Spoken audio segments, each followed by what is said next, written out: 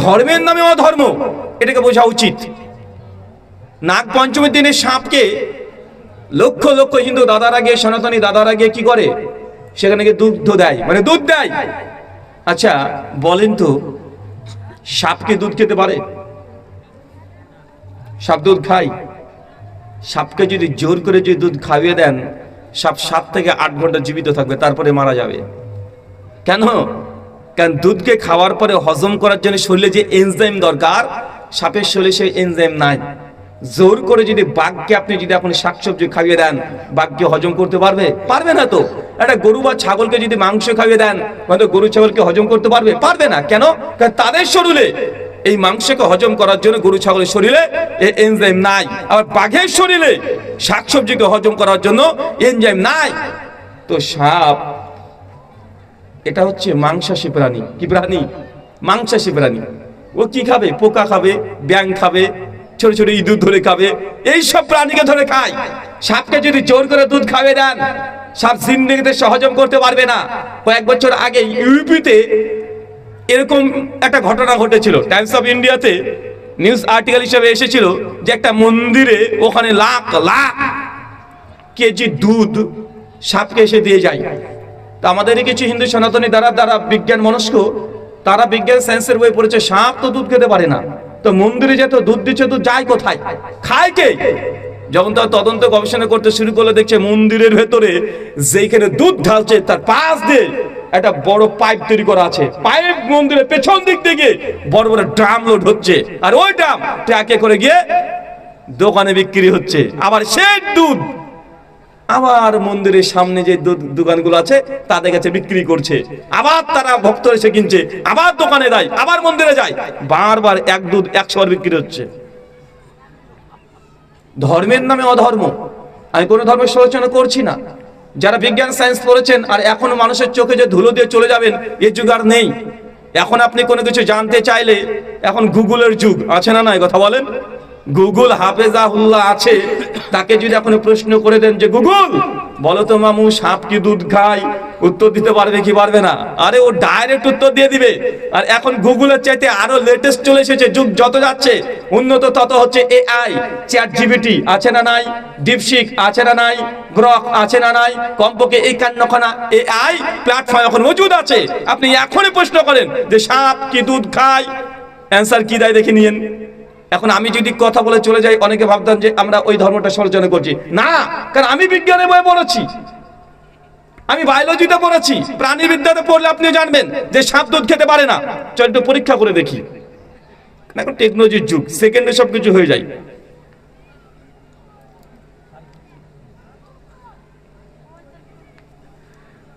Chat GPT হাফেজাহুল্লাহ, একে আমরা প্রশ্ন করি, চলেন কি বলে। হাই চ্যাট জিপিটি, শুনতে পাচ্ছ? হ্যাঁ শুনতে পাচ্ছি। আপনি কেমন আছেন? কিভাবে সাহায্য করতে পারি আজ? একটা প্রশ্ন জানতে চাচ্ছি, আসলে সাপ তথা স্নেক কি দুধ খেতে পারে? একটু বলবে। আসলে সাপ বা স্নেকরা দুধ খায় না।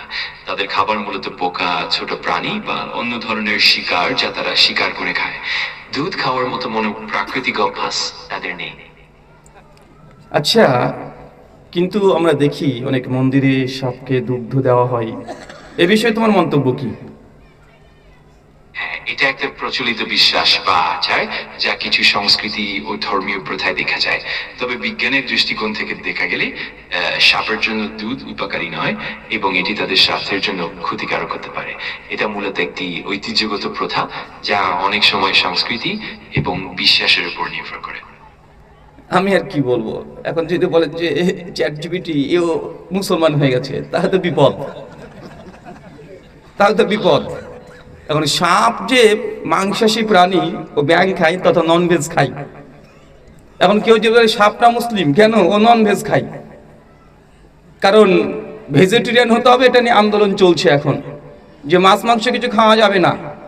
আন্দোলন চলছে না যে আমরা মানুষ জাতি, আমরা কেন আমরা শুধু শাকাহারী হব, মাছ মাংস খাওয়া যাবে না। আচ্ছা, যে খাচ্ছে খাক, সমস্যা নেই, কিন্তু জোর করে কাউকে চাপিয়ে দেওয়া এটা অন্যায়। এটা রুচির ব্যাপার, কে কি খাবে কে কি খাবে না এটা তার ব্যক্তিগত ম্যাটার। এখন কেউ যদি বলে যে না না এইসব জিনিসগুলো খাওয়া খুব খারাপ। তাহলে সাপ উনি তো ভগবান, উনি তো মাংসাশী প্রাণী, উনিও তো মাংস জাতীয় খাবারগুলো খায়, তো ওনাকে মুসলমান বানিয়ে দেবে নাকি কেউ? এটা তো উচিত হবে না, এর বুদ্ধিমানের কাজ হবে না। আমার কথা বলার উদ্দেশ্য এটা নয় যে আমি কোনো ধর্মকে নিয়ে টার্গেট করে সমালোচনা করছি। আমার মূল কথা হচ্ছে এইটা যে ধর্মের নামে অধর্ম অনেক জায়গাতে আছে। আপনাকে কিছুক্ষণ আগেই ইসলাম ধর্মে কিছু কুসংস্কার দেখিয়েছে না, যে মানুষ এটাকে ধর্ম মনে করছে, অথচ এটা ধর্মই না। এটা কোরআন হাদিসে কোনো প্রমাণই পাওয়া যায় না।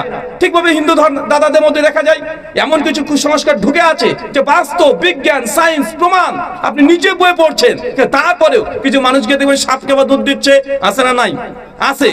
এগুলো হচ্ছে ধর্মের নামে অধর্ম, এটা আপনার আবেগ, এটা ধর্ম নয়। এই ব্যাপারে ভগবান শ্রীকৃষ্ণকে একবার অর্জুন প্রশ্ন করেছিল কুরুক্ষেত্রের ময়দানে, যুদ্ধক্ষেত্রে যখন শ্রী অর্জুনের কাছে বিভিন্ন প্রশ্ন চলে এসেছে মাথায়, তখন কি করবে কি করবে না, কোনটা কর্তব্য কোনটা অকর্তব্য, কোনটা ধর্ম কোনটা অধর্ম, উনি নিজে বুঝতে পারছেন না। তখন অর্জুন শ্রীকৃষ্ণকে প্রশ্ন করেছিল যে কোনটা কর্তব্য কোনটা অকর্তব্য, কোনটা ধর্ম কোনটা অধর্ম, আমি কিভাবে বুঝবো? শ্রীকৃষ্ণজি তখন জবাব দিয়েছিলেন কোথায়? শ্রীমদ্ ভাগবত গীতা অধ্যায় নম্বর 16 শ্লোক নম্বর 23 এবং 24 কি বলছে দেখেন, ইয়া শাস্ত্রবিধি মুসৃজ্য বর্ততে কাম করতাহ না সুখাম না সিদ্ধাম না বনাতি না পরম গতিম। হে অর্জুন, যারা শাস্ত্রবিধি, ইয়া শাস্ত্রবিধি, যারা ধর্মগ্রন্থকে ছেড়ে দিয়ে, শাস্ত্রকে ছেড়ে দিয়ে, মুসৃজ্য বর্ততে কাম করতাহ, এগুলোকে পরিত্যাগ করে দিয়ে কাম করতাহ, মন যা চায় সেইভাবে ধর্ম করে, না সুখাম না সিদ্ধাম না মনাতি না পরম গতিম, ওই ব্যক্তি কখনোই সুখ লাভ করতে পারে না, কখনোই মোক্ষ লাভ করতে পারে না, বৈকুণ্ঠ ধামে ওই ব্যক্তি কখনোই যেতে পারে না। কোন ব্যক্তি যে ধর্মগ্রন্থকে ছেড়ে দিয়ে মন যা চায়, ধর্মগ্রন্থে নেই কিন্তু আমি ধর্ম পালন করছি, আমার মন চাচ্ছে তাই আমি করছি, প্রমাণ দেখে না, যে শাস্ত্রে কোনো প্রমাণ যে দেখে না, মনের মতো ইচ্ছা মতো যা মন চায় সেইভাবে পুজো জ্ঞান অর্জন জপ তপ করে, এ কখনোই মোক্ষ লাভ করতে পারবে না, বারবার পুনর্জন্ম চক্রে ফেসে যাবে। কার কথা এটা? কথা বলেন, কে বলছেন? এটা ভগবান শ্রীকৃষ্ণজি তিনি বলে দিয়েছেন। ঠিক একইভাবে আমাদের নবী ইসলাম এই কথাটা বলেছেন আলাদা ভাবে। শ্রীকৃষ্ণজি তিনি বলেছেন সংস্কৃতে, আর আমাদের নবী বলেছেন আরবি ভাষাতে। সেই মুসলিম হাদিস নাম্বার 1718, সেই বুখারী হাদিস নাম্বার 2697, সুনান আবু দাউদ হাদিস নাম্বার 4606, মিশকাত হাদিস নাম্বার 140, নবী বলছেন মানে আমিলা আমালান লাইসা আলাইহি আমরুনা ফাহুয়া রাদ্দুন। কোন ব্যক্তি এমন কোন আমল করলো যে আমলের ব্যাপারে আমি নবী আদেশ করি নাই, ফাহুয়া রাদ্দুন, সে আমলটা যতই ভালো হোক তারপরে বাতিল। কত বুঝতে পারলেন আমার? আমি এখানে দুটো জিনিস বুঝিয়েছি আপনাকে, ধর্ম কোনটা যে ধর্মগ্রন্থে আছে, অধর্ম কোনটা যে ধর্মগ্রন্থের এই মানুষ তৈরি করেছে, ধর্ম মনে করে যাপন করছে, অথচ ধর্মের সঙ্গে সম্পৃক্ত নাই। চলেন খ্রিস্ট ধর্ম থেকে একটা দেখি, দেখবেন নাকি? দেখা একটা, নচেত বলবেন যে আমরা নির্দিষ্ট কোনো ধর্মের সমালোচনা করছি। আর এবার আমি মুসলমানের সমালোচনা প্রথমে শুরু করেছি, অন্য ধর্মের একটা করেছি, ইসলামের 4টে করেছি না? কারণ কুসংস্কার যেটা আপনাকে মানতে হবে, যেটা ধর্ম নিয়ে মানতে হবে আপনাকে, যতক্ষণ না মানছেন তখন ধর্ম আর অধর্ম নিয়ে মারামারি করে 5 পয়সা লাভ নাই। আচ্ছা বলেন তো, বড়দিন 25শে ডিসেম্বরকে বলা হয় কি হয় না? আচ্ছা কয় তারিখে 25শে ডিসেম্বরে কি দিবস বলেন? বড়দিন কি? আপনার কথা বলেন না কেন? কি কেউ মারা গেছে এলাকাতে? হ্যাঁ, না বউ পিটিয়েছে? তো এর মন মরা কেন রে ভাই? না ভয় পাচ্ছেন? আরে ভাই আমি কোথা থেকে এসেছি আপনারা ভয় পেলে হবে? শোনেন, আমি দাঙ্গা হাঙ্গামা লাগানোর জন্য আসিনি, আমি কিছু জ্ঞানমূলক কথা বলবো। আমার কথাই যদি কোনো ত্রুটি বিচ্যুটি ভুল ভ্রান্তি মনে করেন যে হয়েছে, আমার আলোচনার শেষে আমি 30 মিনিট আপনাকে সময় দেব। আমি যদি কোনো ভুল তথ্য দিই, আপনি এসে আমার ভুলগুলোকে খণ্ডন করেন, প্রশ্নোত্তরের সুযোগ পাবেন, ডাইরেক্ট প্রশ্ন করেন এবং আপনি আমার ভুল ধরেন। আমি এটাই চাই যে আমার ভুল আপনি এসে ধরেন, কারণ আমি একজন মানুষ, আমার দ্বারা ভুল হতে পারে কি পারে না? সুনানে তিরমিজি হাদিস নাম্বার 2499, শেখ আলবানী শেখ সোহান সনদকে সহি বলছেন, আল্লাহ নবী বলছেন কুল্লু বানি আদম খাত্তাউন, প্রত্যেক মানুষ মাত্রই ভুল করবে, মানুষের বাচ্চা আদমী সন্তান ওই ভুল করবে, তার দ্বারা ত্রুটি হতে পারে, 100% হবে। আরে ভাই আমি 1 ঘন্টা ধরে কথা বলে আমার ভুল হতে পারে না? কথা বলেন, আমি 1 ঘন্টা ধরে কথা বলে মানে আমার এক দু একটা ভুল হতে পারে না? আরে অবশ্যই হবে। আর এই জন্যই আপনাকে খাতা কলম নিয়ে বসে থাকতে হবে যে হুজুর কোন ভুলটা বলছে, টুক করে খাতা লিখে রাখেন, আচারের শেষে প্রশ্ন উত্তরে আপনার ভুলটা ধরেন, যে ধরতে পারবেন তাকে 500 টাকা দেবেন ইনশাআল্লাহ। রেডি তো? আরে আপনি নিশ্চিত জানেন আমার দ্বারা ভুল হবে, কারণ আমি মানুষ না। আর নবী তো বলছে মানুষ মাত্রই ভুল হবে, ভুল হবে এটা নিশ্চিত। আর যার ভুল হয় না ও মানুষই না, ও কি?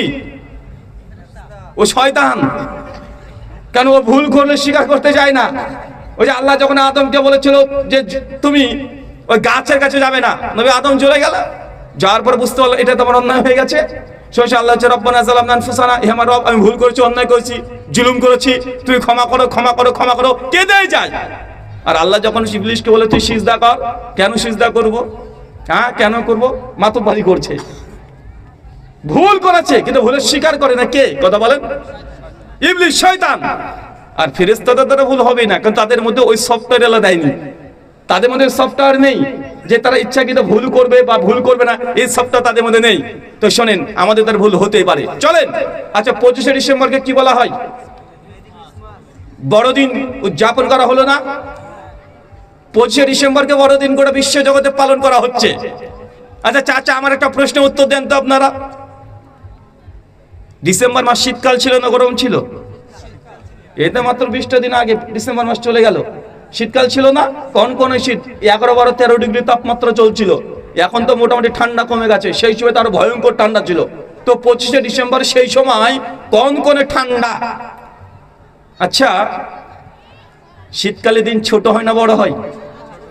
ডিসেম্বর মাসে দিন ছোট ছিল না বড় ছিল? শীতকালে দিন ছোট হয়, রাত হয় বড়, রাত বড় হয় না? তো 25শে ডিসেম্বর দিন ছোট না বড়? ভালো করে দেখেন, 25শে ডিসেম্বর দিন ছোট হবে না বড় হবে? আরে 25শে ডিসেম্বর সবচেয়ে ছোট দিন, কিন্তু খ্রিস্টানরা বলছে বড় দিন, পালন করছে। এই দিন তারা কেক কেটে খাচ্ছে কি খাচ্ছে না? তার মানে বুঝতে হবে, এটা স্পষ্টভাবে প্রমাণিত যে জিজাস ক্রাইস্ট কোশ্চিনকালে কখনোই তিনি শীতকালে জন্মগ্রহণ করেছে এর কোনো প্রমাণ, এই গরমে জন্মগ্রহণ করেছে এটা প্রমাণ পাওয়া যায়। আপনাকে কয়েকটা প্রমাণ দিলে আপনিও বুঝতে পারবেন। আচ্ছা, বাইবেলের মধ্যে একটা শ্লোক আছে, মানে verse, gospel of look chapter 2 verse number 8, যেই দিন মারিয়াম তিনি গর্ভে সন্তান ধারণ করেছেন, বাচ্চা প্রসব করেছেন, সেই সময়তে তিনি বেথলেহেমে তিনি চলে গেলেন। যাওয়ার পরে জিজাস ক্রাইস্ট তথা ঈসাকে একটা জবের পাত্রের মধ্যে রেখে দিলেন। বাইবেলের বর্ণনা, তার চতুর্পাশে ভেড়া রাত্রিবেলাতে ঘোরাঘুরি করছিল। আচ্ছা বলেন তো, ডিসেম্বর মাস কনকনে ঠান্ডা, এই সময়তে পৃথিবীর কোন এক মা, ও যতই জালেম হোক, যতই জল্লাদ হোক, কনকনে ঠান্ডা। আরে ইন্ডিয়াতে তো 11-12 টেম্পারেচার, আরে বেথলেহেমে ডিসেম্বর মাসে কমপক্ষে 2-3 ডিগ্রি টেম্পারেচার, মানে এত কনকনে ঠান্ডা। গভীর রাত্রিতে কোনো মা তার সন্তানকে এইভাবে একটা জবের পাত্রের মধ্যে রেখে দিয়ে যেতে পারে? তার মানে কি, এই সময়টা শীতকাল ছিল না, গরম হলে প্রয়োজন মধ্যে রাখতে পারে। আর ওই সময়তে রাত্রিবেলা ভেড়াগুলো চরাচর করছিল, চতুর্দিকে ঘুরে বেড়াচ্ছিল। কোশ্চিনকালে কোনোদিন বেথলেহেমে সে ঠান্ডার সময় রাত্রিবেলাতে কোনো গরু ছাগল রাত্রিবেলাতে কোনো মালিক সে বাইরে বের করে না। তবে গরম হলে করে কি করে না? করে কি করে না? গরম হলে করে। অতএব এখান থেকে বোঝা যায় যে জিজাস ক্রাইস্ট তথা ঈসা নবী তিনি কখনো কোনোদিন ডিসেম্বর মাসে জন্মগ্রহণ করেনি, কিন্তু গোটা খ্রিস্ট বিশ্ব তারা এই ডিসেম্বর মাসকেই তারা বড়দিন পালন করছে, জিজাস ক্রাইস্টের জন্মদিন পালন করছে। করছে কি করছে না? আরে কোরআন মাজিদে ইঙ্গিত আছে, সূরা মারিয়াম খুলে দেখেন, সূরা 19 আয়াত নাম্বার 28। আল্লাহ সুবহানাহু ওয়া তাআলা জানাচ্ছেন, যখন মারিয়াম পুরো প্রেগনেন্ট, বাচ্চা প্রসব হবে, এই যন্ত্রণা যখন চলে আসছে, আল্লাহ তখন বলছে, মারিয়াম তুমি যাও ওই খেজুর গাছের কাছে যাও, আর খেজুর গাছের গোড়াটাকে একটু নাড়া দাও, পাকা পাকা খেজুর পড়বে, ওই খেজুর তুমি খেতে শুরু করে দাও। চাচা, এলাকাতে খেজুর গাছ আছে? দেখেছেন তো নাকি? আচ্ছা, পাকা খেজুর, খেজুর পাকে কখন? শীতকালে না গরমকালে? শীতকালে পাকছে এখন। আর কোরআন মাজিদ কি বলছে? যখনই ঈসা নবী জন্মগ্রহণ করেছে সেই সব পাকা খেজুর গাছ থেকে পড়ছে। তার মানে নিঃসন্দেহে ডিসেম্বর মাস নয়, নিঃসন্দেহে শীতকাল ছিল না গরমকাল ছিল। এইগুলো প্রমাণ থেকে বোঝা যায় যে ঈসা নবী জিজাস ক্রাইস্ট কোনোদিন তিনি ডিসেম্বর মাসে 25 জন্মগ্রহণ করেনি। ডিসেম্বর তো দূর কি বাত, উনি শীতকালে জন্মগ্রহণ করেনি, উনি এপ্রিল মে জুন এই সময়তে জন্মগ্রহণ করেছে। গোটা বিশ্বের খ্রিস্টান তারা 25 ডিসেম্বর পালন করছে কি করছে না? তারা পালন করছে। আমি এটাকেই বলছি ধর্মের নামে অধর্ম। মানুষ যেটাকে ধর্ম মনে করছে আসলে সেটা ধর্ম নয়। ধর্ম যেটা সেটা কোরআন বা হাদিসে মুসলমানদের জন্য আছে, আর হিন্দু দাদার জন্য তাদের গীতা অথবা বেদ উপনিষদে আছে, আর খ্রিস্টানদের জন্য বাইবেল বা তালমুদ এইসব গ্রন্থগুলোতে আছে। কিন্তু আমরা আজকে কেউই এই ধর্মগুলোকে পালন ধর্মগ্রন্থ দিকে করি না, আমরা মানুষকে দেখে দেখে ধর্ম পালন করছি। আপনার যদি উদাহরণ দিতে যায় হাজার উদাহরণ দেওয়া যাবে। কিছু কিছু সময় দেখবেন আমাদের প্রতি একটু অভিযোগ যে মুসলমান এরা কট্টর, খুব কট্টর, এ যাকে দেখে কাফের বলে দেয়। আর কাফের মানে খারাপ। প্রচার হচ্ছে না খুব যে মুসলমান ব্যতীত সবাইকে কাফের বলে। আর কাফের মানে যে কি, আর সে অভিযোগ তো সেও জানে না। আচ্ছা কাফের মানে কি জানেন? কাফের এসেছে, এর বাংলা অনুবাদ যদি করেন সত্যকে লুকানো। কাফের মানে কি? সত্যকে লুকানো, ছুপিয়ে দেওয়া, লুকিয়ে দেওয়া। কোন এক বিশ্বাসকে যদি কেউ বিশ্বাস না করে, জানা বোঝার পরে ডিসএগ্রি করে দেয়, ইগনোর করে দেয়, মানতে চায় না, তখন তাকে বলা হয় কাফের, মানে একটা অবিশ্বাসী, আনবিলিভার। কিন্তু মুসলমানদের প্রতি অভিযোগ আছে না নাই যে মুসলমান আমাদের হিন্দু বা খ্রিস্টানদেরকে কাফের বলছে? কাফের মানে খুব খারাপ মানুষ তাই মনে করে। না রে ভাই, কাফের মানে খারাপ মানুষ এমনটা নাই। কাফের মানে অবিশ্বাসী। যেহেতু আপনি আল্লাহকে বিশ্বাস করছেন না, যেহেতু আপনি ইসলামের কোরআন মাজিদকে বিশ্বাস করছেন না, আপনি অবিশ্বাসী। এটা আরবি করলে হয় কাফের, ইংরেজি করলে আনবিলিভার। তবে এটাকে খারাপ কিছু মনে করলেন আপনি? শুধু কি অমুসলিমকে কাফের বলা হয়? কোরআন হাদিসে মুসলমানকে কাফের বলা হয়েছে একাধিক জায়গাতে। কিভাবে? সে মুসলিম করলেন 263 নম্বর হাদিস। আল্লাহ নবী বলছেন, তাবরানী মুজাল কবির হাদিস 859, নবী বলছেন, মান তারাকা সালাতা মুতাম্মাদান ফাকাদ কাফারা। যে ব্যক্তি ইচ্ছাকৃত নামাজকে ত্যাগ করে দিল ও কাফের হয়ে গেল। তো আমাদের অমুসলিম দাদারা কি নামাজ পড়ে নাকি? পড়ে নাকি? তো এখানে কাকে বলা হলো? আরে মুসলমান, তুই নামাজ যদি না পড়িস তুই কাফের। তো কাফের মানে এটা অবিশ্বাসী। মানে আপনাকে বোঝানো হচ্ছে না যে আপনি কোনো মানে খারাপ কিছু, এমন কিছু গুন্ডা ভেলেন, এমন কিছু বোঝানো হচ্ছে না। কিন্তু আমাদের মুসলিমদের প্রতি বারবার এই অভিযোগটা আসে। কিন্তু আমি বুঝি না, একই কথা শ্রীকৃষ্ণজি তিনিও বলেছেন একাধিক জায়গাতে। যদি কেউ ভাগবত গীতা পড়ে, আমরা শুধুমাত্র আরবি ব্যবহার করছি, ওটা সংস্কৃত আছে, যে কেউ গীতা পড়লে এই শ্লোক পেয়ে যাবেন। শ্লোক পড়বো একটা, চলেন। শ্রীমদ ভাগবত গীতা অধ্যায় নম্বর 7 শ্লোক নম্বর 14 এবং 15 শ্রীকৃষ্ণজি কি বলছেন দেখেন। দেবী হেসা গুণাময়ী মায়া মায়া দুরতয়াহ মামেব প্রপদ্যন্তে মায়ামে তং তরান্তিতে নমং দুষ্কৃতিনাং মূঢ়াঃ প্রপদ্যন্তে নরাধমাঃ মায়া প্রহুদ্জ্ঞানাঃ অসুরাং ভাবস্মৃতাঃ। বাংলা মানে করলে ভাবা অর্থ হবে এইটা, যেটা ছিল প্রভুপাদ তিনি অনুবাদ করেছেন ভাগবত গীতা যথাযথে। যে ব্যক্তি ভগবান শ্রীকৃষ্ণকে ঈশ্বর হিসেবে পালন করে না, ঈশ্বর হিসেবে মানে না, তাকে হচ্ছে নমাং দুষ্কৃতিনাং মূঢ়াহা। এরা হচ্ছে দুষ্কৃতি, মূঢ়াহা, এরা মূর্খ। অসুরাং ভবস্মৃতাহা, হচ্ছে অসুর স্বভাবের। কে বলেন তো? বুঝেননি মনে হয়। আমরা মুসলমানরা যখন বলছি যে আল্লাহকে মানে না সে কাফের, তা আমাদের অনেক অমুসলিম দাদারা বলছে যেটা আমাদের ধর্মকে বা আমাদেরকে খারাপ বললো, তারা এটাকে খারাপ মনে করছে না। কিন্তু একই কথা শ্রীকৃষ্ণ যে তিনিও বলেছেন, যে শ্রীকৃষ্ণকে ঈশ্বর মানে না, নমাং দুষ্কৃতিনাং মূঢ়াহা, এই ব্যক্তি হচ্ছে নমাং দুষ্কৃতি, হচ্ছে দুষ্কৃতি, মূঢ়াহা হচ্ছে মূর্খ, অসুরাং ভবস্মৃতাঃ হচ্ছে অসুর স্বভাবের। তো আমরা মুসলমানরা কি কখনো শ্রীকৃষ্ণকে ভগবান মানি, ঈশ্বর মানি? তা আমরা তো মানি না। তাহলে আমাদেরকে তিনি কি অসুর বললেন না? আমাদের অসুর বললেন কি বললেন না? আমাকে মূর্খ তিনি বলেছেন কি বলেননি? আমাদেরকে দুষ্কৃত বলেছে কি বলেনি? তো এই কথাগুলো যদি আমরা এখন গীতা থেকে তুলে যদি আমি হিন্দু ধর্মে সচেতন করতে শুরু করে দিই, দেখেন যে শ্রীকৃষ্ণকে মানে না তাকে বলা হয়েছে অসুর। তা আমরা তো মুসলমান শ্রীকৃষ্ণকে মানি না, তা আমরা কি অসুর? তখন আমরা যদি প্রতিবাদ করি, বা এই প্রতিবাদ কি যৌক্তিক হবে? না। ঠিক আমাদের হিন্দু দাদারও বোঝা উচিত, যারা ইসলামে বিশ্বাস করে তারা কাফের। এখন তার অর্থ এ নয় যে কাফের উদ্দেশ্য দিয়ে আপনাকে খারাপ কিছু বলা হলো। কাফের মানে ইসলামে আপনি বিশ্বাস করেন না, আনবিলিভার, অবিশ্বাসী। যে কৃষ্ণকে বিশ্বাস করে না সে অসুর। একই তো ব্যাপার হলো। বা হিন্দু ধর্ম মারাত্মকভাবে বলেছে, সে বিষয়টা আমরা বলতে চাচ্ছি না। শোনেন, এই কথাগুলো বলার উদ্দেশ্য এটা হিন্দু মুসলমানের মধ্যে ভ্রাতৃত্ব নষ্ট করা না। আমার উদ্দেশ্য হিন্দু দাদার ইসলামকে বুঝুক, আর মুসলমান তারা হিন্দু ধর্মটাকে একটু বুঝুক।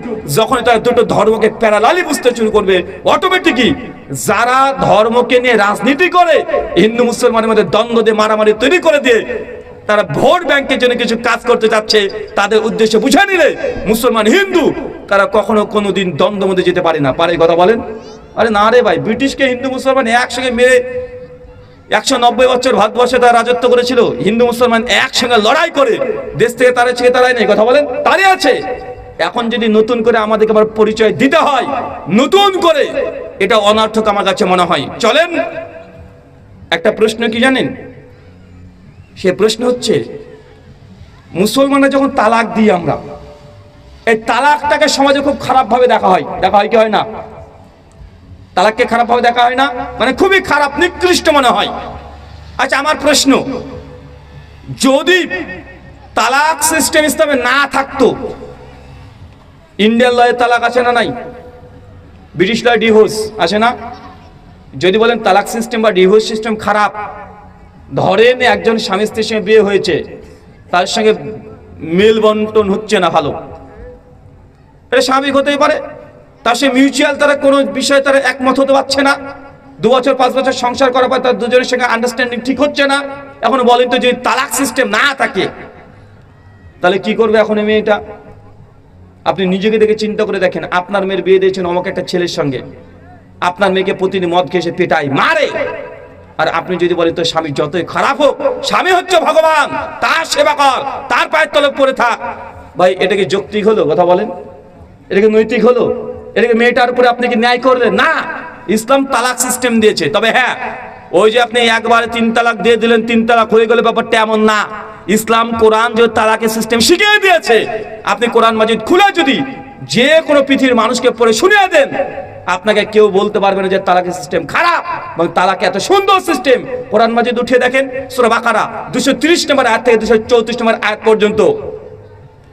ধরেন স্বামী স্ত্রী দুজন, দেখছেন আপনার স্ত্রী কোনো এক খারাপ কাজের সঙ্গে যুক্ত হয়ে গেছে, হতে পারে পরকীয়া, হতে পারে কি পারে না, বা আপনার কথা শুনছে না সে, বা আপনি তাকে বলছেন যে তুমি নামাজ পড়ো, নামাজ পড়ছে না, সব সময় সে বাইরের একটা টান, এমন হতে পারে কি পারে না? কথা বলেন? পারে, এটা স্বাভাবিক, ন্যাচারাল। ইসলাম তখন বলছে, সূরা বাকারা 230 নম্বর আয়াত খুলে দেখেন, যে প্রথম দিলে তাকে তালাক দিবেন, ব্যাপারটা এমন না। কি করতে হবে? আপনার স্ত্রীকে বুঝাতে হবে। আল্লাহ কোরআনে বলছে তাকে সুন্দরভাবে বুঝাও, মানে আপনার বউকে গিয়ে বলবেন যে মাই জান, আই লাভ ইউ, তোমাকে অনেক ভালোবাসি, তোমাকে ছাড়া আমি বাঁচবো না গো, তুমি এই অন্যায় কাজটা করছো, আমি ছাড়া একজন সে ফোনে কথা বলছিলা, হোয়াটসঅ্যাপে মেসেজ করছিলা। তাকে ভালোবেসে যত পারেন, তা না 1 মাস তাকে আপনি বোঝান, ভালোবেসে আদর করে যত্ন করে মাঝে মাঝে ঘুরতে নিয়ে যান, তাকে আর ভালোবাসা উতলিয়ে দেন, বেশি করে দেখান।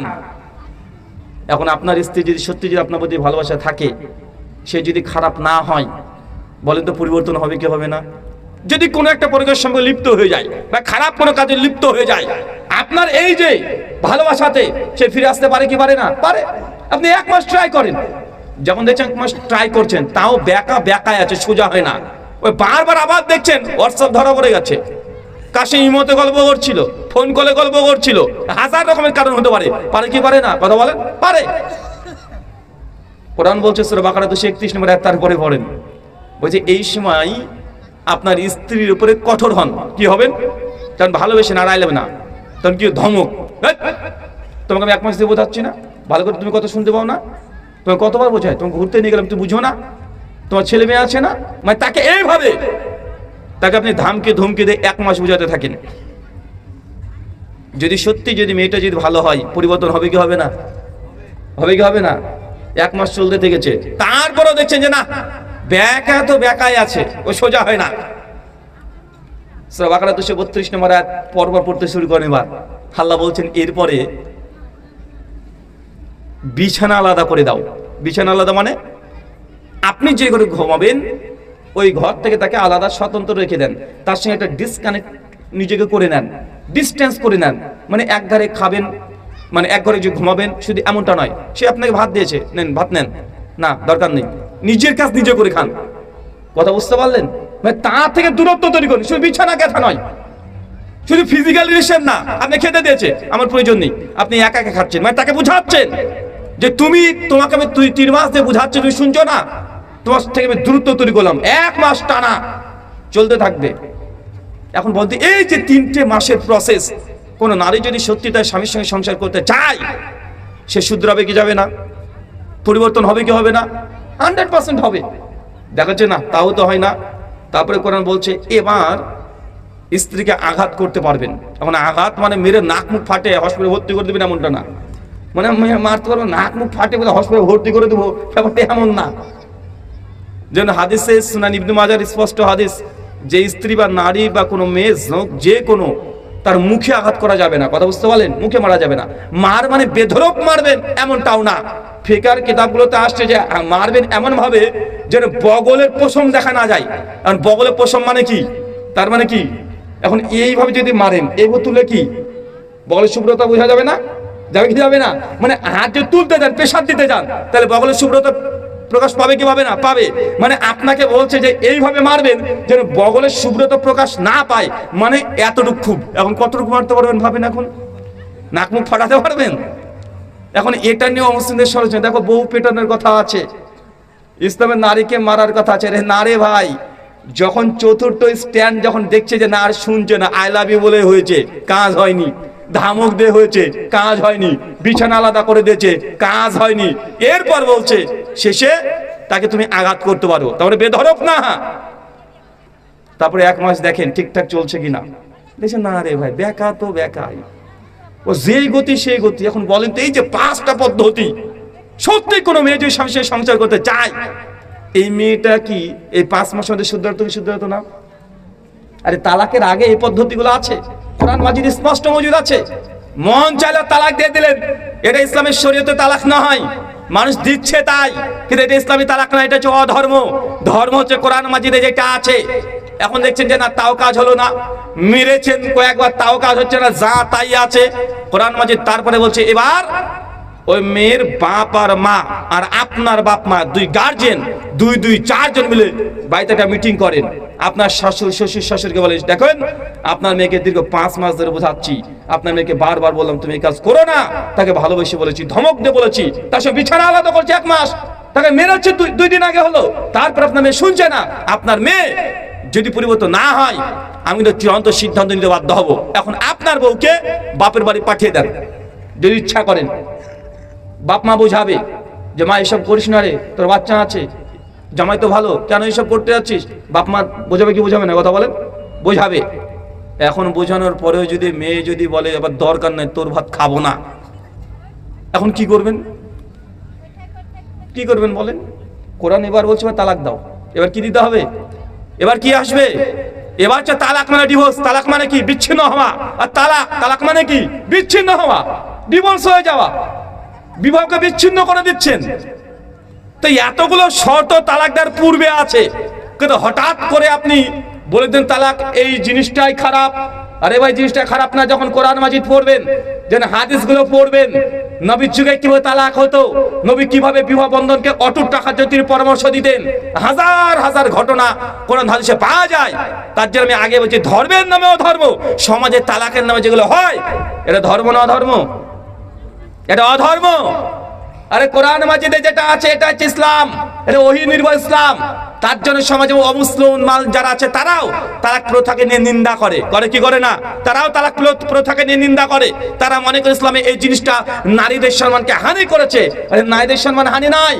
অনেক অমুসলিমরা এটাও জানে না, পুরুষের যেমন তালাকের অধিকার আছে নারীর অধিকার আছে। কি খোলা, কি নাম ওটাকে বলা হয়? ইসলামে বিবাহকে বিচ্ছিন্ন করার 5টা পদ্ধতি আছে। আমরা শুধু তালাকই মনে করি না, 5টা পদ্ধতি আছে। 1, তালাক, এটা পুরুষের ক্ষমতা, পুরুষের পাওয়ার। 2, নারীর অধিকার আছে, ওটা তালাক বলে, এটাকে বলে খোলা।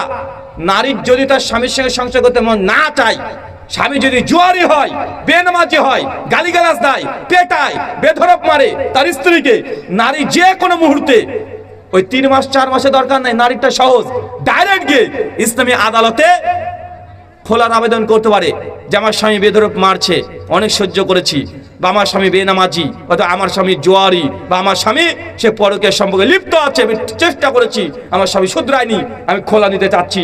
যেদিন খোলা চাইবে ওই দিনই খোলা হয়ে যাবে। আরে পুরুষের জন্য তো একটা প্রসেস আছে 3 মাস, আরে নারীর জন্য ডাইরেক্ট। কিন্তু আমাদের সমাজে জানেই না। এই যে অমুসলিমরা এটা কি বলে, অমুসলিমরা কি মনে করে, এটা অমুসলমানরা মনে করে যেটা শুধু ইসলামের না পুরুষকে অধিকার দেওয়া হয়েছে, আর ইসলামের নারীকে অধিকার দেওয়া হয়েছে, নারীদের সহজ, পুরুষের জন্য কঠিন। কারণ তালাক আপনি যে কোনো সময় দিতে পারবেন এমনটাও না, তালাক দেওয়ার সিস্টেমও আছে। মানে আপনার স্ত্রী হাইজ মানে মেন্স অবস্থায় আছে, ওই সময় যদি তালাক দেন তালাক হবে? বলেন, ঋতুস্রাব অবস্থায় তালাক হবে না। আবার তালাক দিয়েছেন, 1 মাস আপনাকে অপেক্ষা করতে হবে। ডাইরেক্ট আজকে পরপর বললেন যে তালাক তালাক তালাক 3 তালাক। আর আমাদের সমাজে আছে তালাক দিতে গিয়ে তো শুধু মানে বউকে তালাক দেয় না, বউর মাকেও তালাক দিয়ে দেয়। তালাক তো মানে রাগে, তালাক তোকে তোর কিছু বলে তালাক, 1 তালাক 2 তালাক 3 তালাক 1000 তালাক, তোকে তালাক, তোর মাকে তালাক, তোর বাপকে তালাক। আছে না ভাইজান? শোনেন, যখন তালাক দিচ্ছেন সেই সময়তে স্ত্রী যখন ঋতুস্রাব থেকে পবিত্র হবে, পবিত্র হওয়ার পরে কোনো সহবাস করা যাবে না, এই সময়তে একটা তালাক দিতে হবে। তারপরে আগামী ঋতুস্রাব পর্যন্ত অপেক্ষা করতে হবে। আর এর মধ্যে যদি ফিজিক্যাল রিলেশন করে ফেলেন তাহলে কি হলো, কি হয়েছে? যদি আপনি যদি ফিজিক্যাল রিলেশন করে ফেলেন এর মধ্যে, আর এই 1 মাসের মধ্যে যদি মনে করেন যে না আমি বউটাকে রাখতে চাই, রেখে দিতে পারেন, আপনার বউ বিচ্ছিন্ন হবে না। কিন্তু সমাজে যেহেতু আমাদের মুসলমানরাও এই মশালাগুলো জানে না, অমুসলমানের কাছে ভুল বার্তা চলে যায়, তারা মনে করে ইসলামের এই বিধানগুলো খারাপ, মনে করছে কি করছে না, করছে। আল্লাহ সুবহানাহু ওয়া তাআলা আমাদের মুসলিম ও অমুসলিমকে এই বিধানগুলো জানার, ইসলামের সৌন্দর্য জানার তুমি তৌফিক দান করো, আমিন। সম্মানিত সুধী, ধর্মের নামে অধর্ম। একটা প্রশ্ন করি আপনাদেরকে, আচ্ছা বলেন তো দাজ্জালে কয় চোখ কানা? বলেন, জোরে বলেন। আরে বল রে ভাই, 1 চোখ কানা? আচ্ছা, কোন চোখ? কোন চোখ? জি, একটাই চোখ, সেটা বুঝলাম। কোন চোখ, ডান চোখ না বাম চোখ? আচ্ছা, তার চোখটা কোথায়? কপালে। মাশাআল্লাহ। আচ্ছা, এইগুলো যে আপনারা শুনেছেন, কোথায় মানে কোথায় পেয়েছেন বলেন তো আমাকে? দাজ্জালের কপালে চোখ, দাজ্জালের একটা কোথায় পেয়েছেন? কেউ একটা প্রমাণ দিতে পারবেন আমাকে? আমি খুব খুঁজছি, বছর 10 থেকে খুঁজছি যে দাজ্জালের একটা চোখ, এটা কোথায় পেয়েছেন? আর চোখটা যে কপালেই, এরই বা প্রমাণ কোথায়? সেই বুখারী খুলে দেখেন, কিতাবুল ফিতান হাদিস 7123, আল্লাহ নবী বলছেন দাজ্জালের ডান চোখ কানা, আর সেটা আঙ্গুর ফলের মতো ফোলা। কোন চোখ চাচা? ডান চোখ। দেখতে কেমন? আঙ্গুর ফলের মতো ফোলা। সুনান ইবনে মাজাহ কিতাবুল ফিতান হাদিস নম্বর 4071, নবী বলছেন দাজ্জালের বাম চোখটাও কানা, বাম চোখটাও কানা, তো ত্রুটিপূর্ণ। মানে ডান চোখ একদমই কানা, বেচারা কিছুই দেখতে পায় না, একদম কানা, মানে জাত কানা। আর বাম চোখটা কি? ত্রুটিপূর্ণ। এটা দেখতে কেমন? নবী বলছেন যে তার চামড়াটা উপর থেকে ঝলসানো। কথা বুঝতে পারছেন?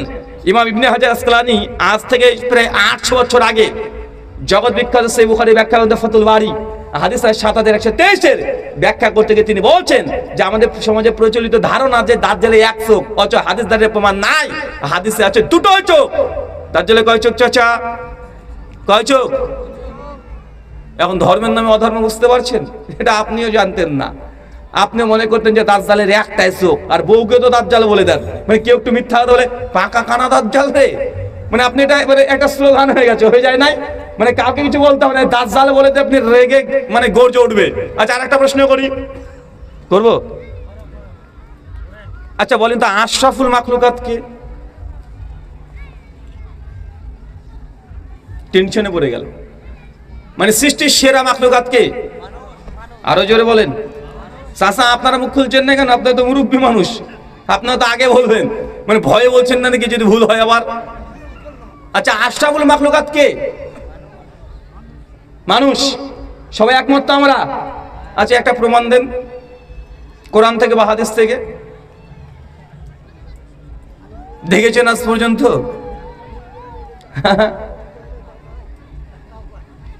আচ্ছা, মানুষ যদি আশরাফুল মাখলুকাত হয়, আমার প্রশ্ন, ফেরাউন মানুষ ছিল কি মানুষ ছিল না? বলেন এই মালটা আশরাফুল মাখলুকাত আল্লাহ? বলেন ফেরাউনকে, আল্লাহ রাষ্ট্রুল মাখলুকাত। নমরুদ, হামান, আবু জাহেল, আবুল আহাব, উদবা, সাইবা, বলেন সবগুলো আশরাফুল মাখলুকাত। এ তো সবগুলোই মানুষ, মানুষ না?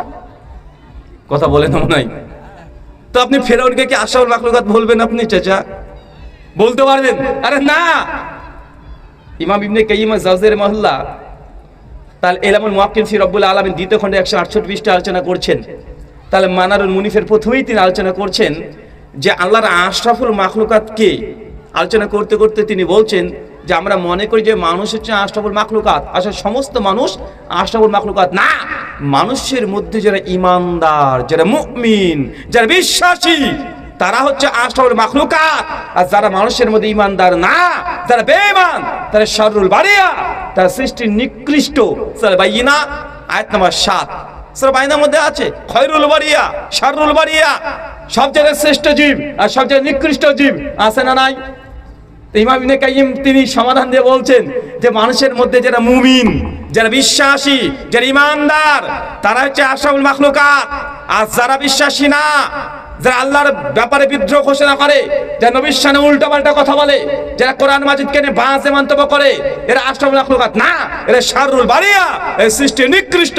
কিন্তু ঢালাও ভাবে আশরাফুল মাখলুকাত বলে দিই, বলি কি বলি না চাচা? বলি কি বলি না? আরে কথা বলতে এর লজ্জা পায় না, কি ব্যাপার? মারলে কথা বলবেন না নাকি আপনারা? একটু হ্যাঁ না কিছু একটা বলবি রে ভাই। মানে আমার সমস্যা হচ্ছে কি যে আমি আলোচনার সময় আমি প্রশ্ন করি, আর সেই সময় যদি আপনার অ্যান্সার না দেন, আমি ভাববো যে আমার কথা মনে বুঝতে পারছেন না আপনারা। তখন আমার ব্রেন একটু আলাদা কাজ করবে যে কি আবার আমি কি বোঝাতে পারছি না, না আপনারা বুঝতে পারছেন না। কিন্তু আপনি যদি হাত একটু নড়ান বা পা নড়ান, হাত নাহলে পা একটু তুলে দেখান, কিছু তো একটা বলে আমাকে মানে বুঝান যে আপনারা বুঝতে পারছেন। আল্লাহ সুবহানাহু ওয়া তাআলা আপনাদেরকে বোঝার তৌফিক দান করুক, আমিন। সম্মানিত সুধী, আপনাকে এতগুলো কথা বলার উদ্দেশ্য হচ্ছে এটাই যে ইসলামী কনসেপ্টে ধর্মের নামে অধর্ম, আমরা যে সমস্ত বিষয়গুলোকে বলতে যাচ্ছি, এই ফল কথা এটাই কোরআন মাজিদ বা হাদিসে যা আছে ওটা শেষ কথা।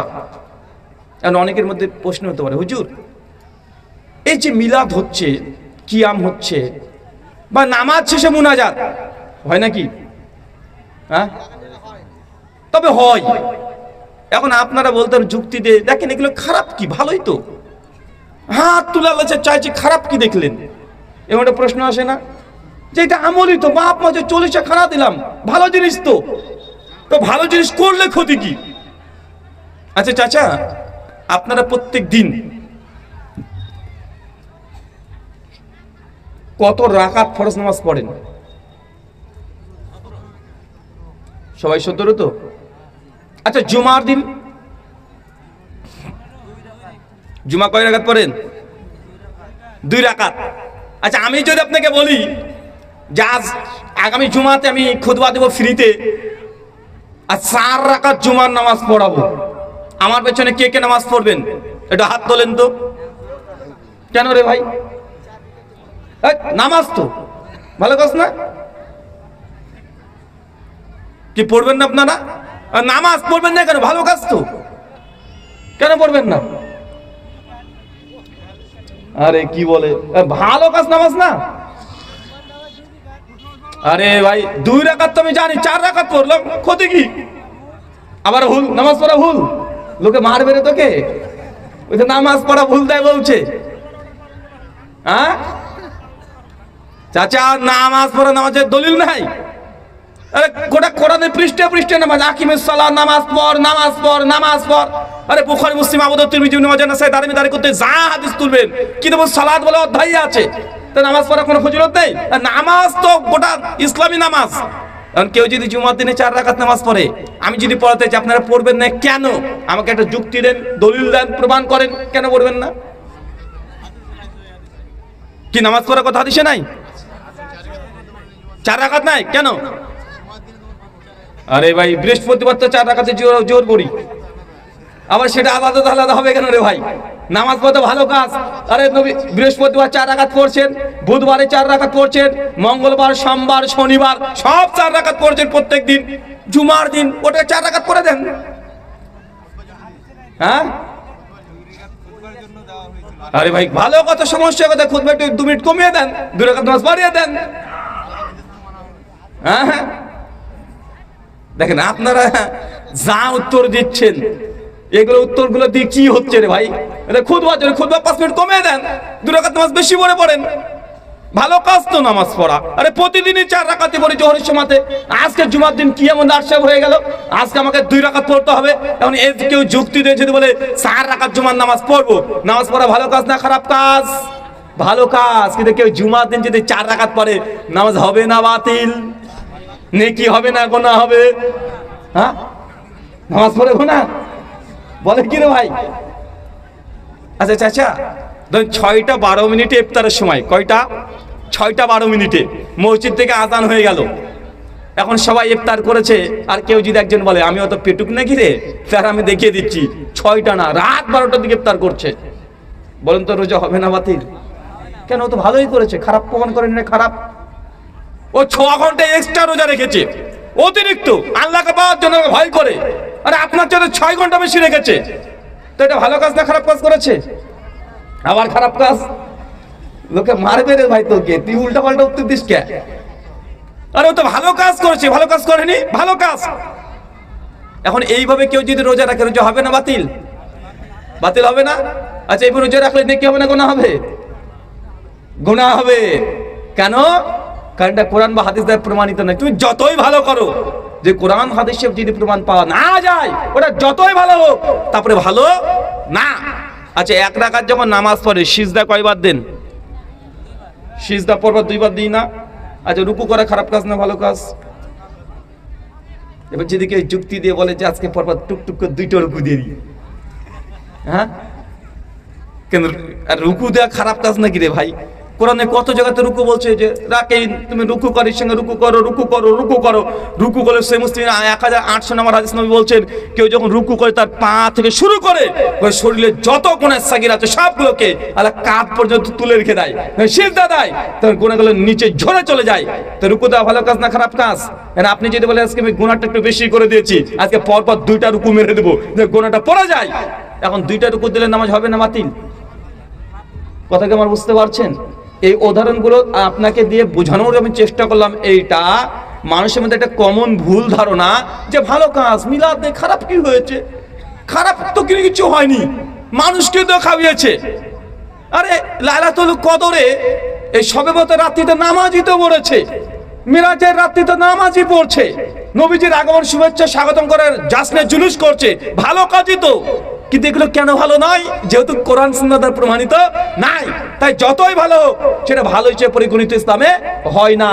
এই গোটা আলোচনা ফল কথা, ধর্মের নামে অধর্ম, ধর্ম ওইটাই যেটা কোরআনে আছে, যেটা হাদিসে আছে, আর অধর্ম ওইটাই যেটা কোরআন হাদিসে নাই কিন্তু মানুষ করছে। এটাকে আমাদের ভাষায় বলি আমরা বেদাত। কি বলি কথা বলেন? ইসলামিক কনসেপ্টে কি বলি আমরা? এটা বেদাত। যখনই কোনো হুজুর ফতোয়া দিয়ে দিবে যে এই আমলটা বেদাত, তখন ওই আমলটা করার দরকার নাই। ওই আমলটা যদি করেন তাহলে গুনাহের চান্স আছে, দেখতে ভালো হতে পারে। যদি আমি এখন বলি নফল নামাজ পড়া ভালো কি ভালো না?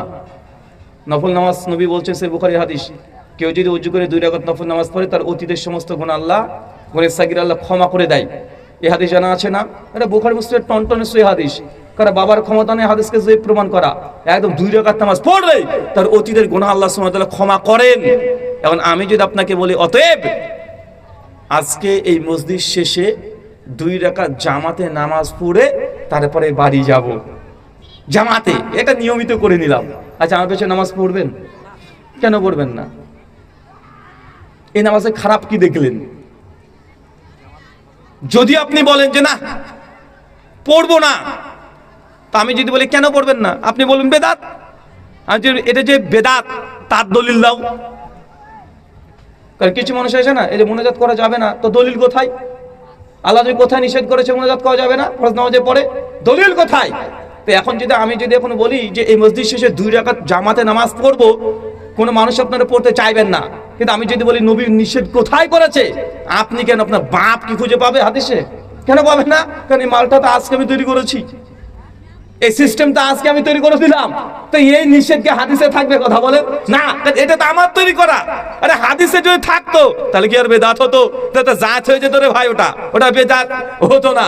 মানুষকে আমরা এতটুকু বুঝাতে পারিনি। অমুসলিম তো দূর কি বাত, মুসলমানই Islamic concept, Islamic theology, Islamic philosophy, ইসলামী রসুল, নীতিমালা, এগুলো মুসলমানরা অনেকে বুঝতে পারে না।